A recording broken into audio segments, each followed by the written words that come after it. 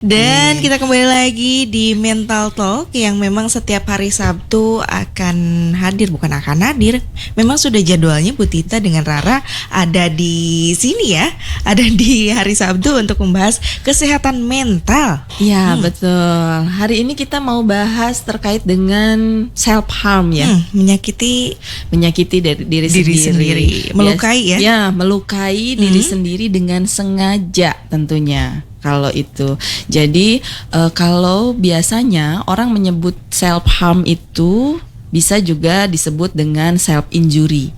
Nah, menyakiti diri sendiri itu sebuah tindakan. Nah, tindakan seseorang menyakiti diri sendiri dengan secara sengaja. Nah, untuk melepaskan emosi, perasaan dan menghadapi sesuatu kondisi yang tidak sesuai dengan apa yang diharapkannya gitu. Oke. Banyak ya kebetulan berita-berita sekarang tuh yang memang yang melakukan self harm ini banyak sekali dan tentunya di kalangan anak-anak remaja. Betul. Nah, itu kenapa kita perlu bahas karena pada remaja itu rentan sekali karena self harm atau self injury itu mulai muncul pada usia 15 sampai 24 tahun. Nah, tetapi jika dia sudah bisa meregulasi emosi dengan baik, menghadapi situasi-situasi yang menyebabkan stres, atau dia bisa mengatasi traumanya dengan baik, itu sebetulnya bisa hilang. Tetapi yang perlu diwaspadai, terkadang tindakan atau perilaku itu karena berulang itu menjadi habit dan itu sulit untuk hilang gitu.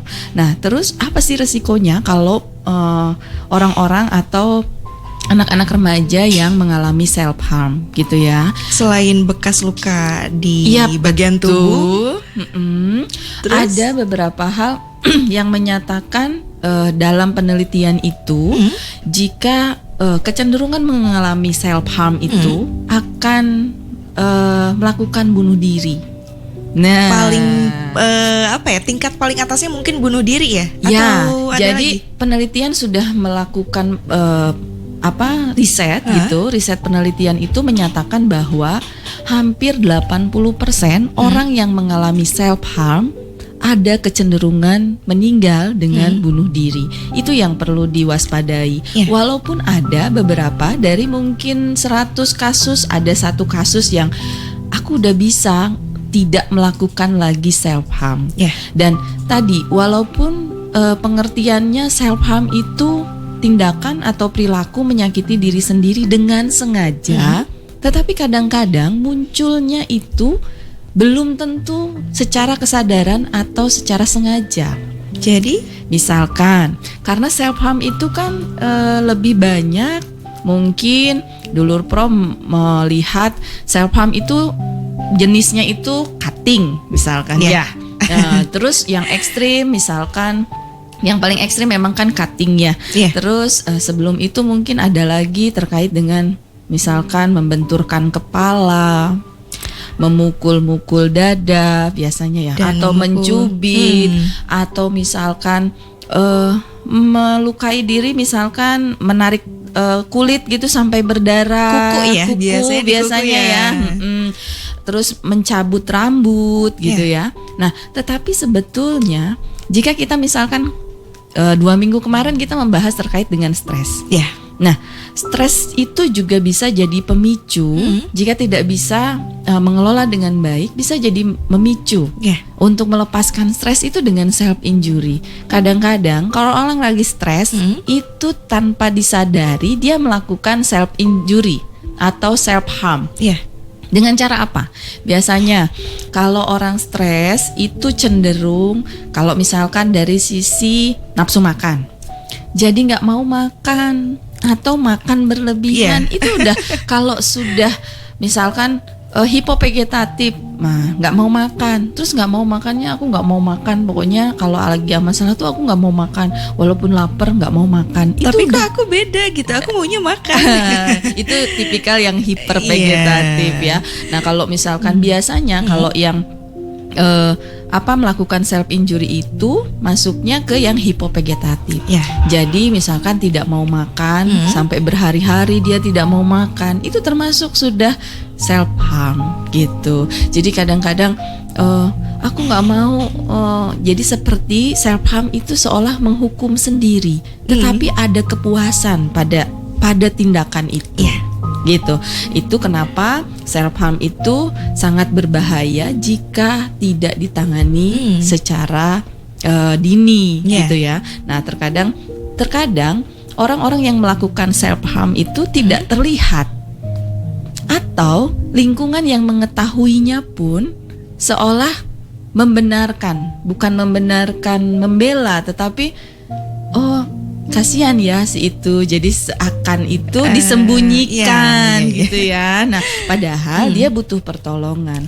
Karena biasanya orang-orang yang memiliki self harm itu regulasi emosinya kurang baik, biasanya salah satunya itu. Terus pengelolaan stresnya juga kurang tepat, coping mekanismenya juga kurang bagus gitu ya. Terus ada lagi yang paling sebetulnya mudah. Orang self harm itu biasanya cenderung dengan kesepian. Dia tidak punya orang untuk bisa diajak sharing. Boleh nanya ya sekarang? Boleh. Nanya dari aku dulu deh. Orang yang seperti tadi dibilang seperti tidak punya teman untuk sharing, itu dirinya sendiri yang menganggap dirinya nggak punya teman, atau memang orang lain yang tidak mau membantu dia? Terkadang begini, terkadang lebih banyak itu pada diri sendiri. Jadi kenapa orang itu merasa dia tidak punya teman? Biasanya seperti yang pernah Karara bilang sama saya, dulu pernah berbicara. Kadang kalau curhat gitu ya, terus kita baru ngomong, dianya udah ngomong duluan gitu ya. Nah itu dia. Padahal dia punya teman, tetapi dia tidak punya wadah atau tempat untuk sharing. Sehingga dia merasa sendiri. Percuma deh ngomong, misalkan. Kalau itu kan seperti ada pengabaian gitu kan. Nah seperti itu. Jadi biasanya orang-orang yang memiliki gangguan atau misalkan kecenderungan mental illness itu lebih cenderung judgment pada diri sendiri. Misalkan dia tidak atau merasa ketidakmampuannya untuk berinteraksi sosial. Misalkan, terus sebenarnya temannya banyak, tetapi dia merasa sendiri. Aku nggak punya siapa-siapa. Aku nggak punya siapa-siapa. Aku nggak bisa cerita sama siapa-siapa gitu. Misalkan, atau memang keadaannya memang seperti itu. Misalkan di dalam keluarganya, misalkan keluarga yang broken home, maaf ya, misalkan, terus pas keluar dari lingkungan keluarga ke lingkungan yang lebih besar, misalkan dia juga berkonflik dengan lingkungannya gitu. Jadi akhirnya dia merasakan, ya aku sendiri, dan aku hanya bisa menyelesaikan ini sendiri gitu.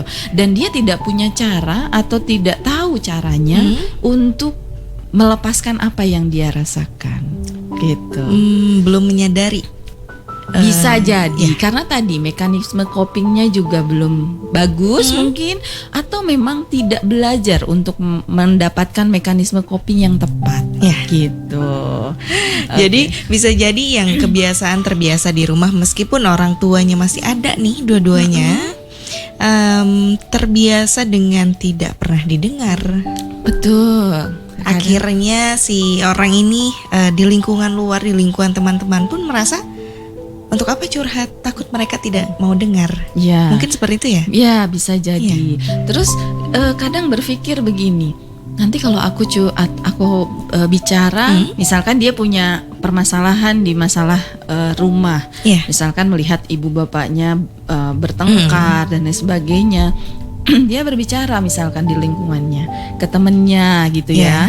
Terus dia merasa bahwa ada ketakutan, nanti takutnya dibicarakan. Ya. Nah, atau tadi aku nggak didengar gitu, atau mungkin dibilang lebay gitu kan kadang-kadang. Nah itu, jadi pengungkapan atau asertivitasnya itu terhambat. Itu yang memang yang membuat akhirnya dia tidak bisa melakukan atau meregulasi emosinya dengan baik, sehingga mengeluarkannya dengan caranya sendiri gitu. Sehingga ada beberapa yang memang merasa sangat puas. Misalkan aku marah, terus kalau aku marah tuh aku nggak bisa ngeluarinnya. Ya udah, aku cutting aja. Setelah cutting, sakit nggak? Enggak, pasti jawabannya begitu. Yang awal enggak mungkin ya. Enggak, karena seperti perasaan itu jadi kayak anestesi buat dirinya. Jadi kayak obat bius buat dirinya gitu. Jadi dia nggak ngerasa. Yang dirasakan adalah bukan rasa sakit, tapi rasa puasnya. Puas ya. Jadi mengalihkan apa yang dirasakan pada rasa sakit itu. Jadi rasa sakit itu akhirnya menjadi sebuah kepuasan. Dan akhirnya kalau misalkan itu terus berulang, ya dia akan melakukan hal itu dan berlanjut. Kenapa bisa sampai ke tadi dibilang dalam penelitian bahwa orang yang mengalami self harm itu akan cenderung melakukan bunuh diri, karena itu salah satu bentuk. Nah, tidak punya harapan, udah tidak merasa dicintai dan tidak bisa mengungkapkan apa yang dia rasakan, gitu. Dan itu kalau sudah terbiasa dilakukan menjadi habit, dan itu melukai diri sendiri bagaikan ya dianggap biasa aja gitu. Nah, itu yang bahaya. Tapi mereka tetap merasakan sakit ya di saat cutting itu. Sebetulnya merasa sakit, tapi mereka puas. Mereka puas gitu. Tapi kalau ditanya rasa sakitnya lebih besar mana daripada rasa puasnya, mereka akan menjawab itu rasa puasnya yang akan aku puas melepaskan. Lebih besar itu. Rasa puas ya daripada rasa sakitnya gitu.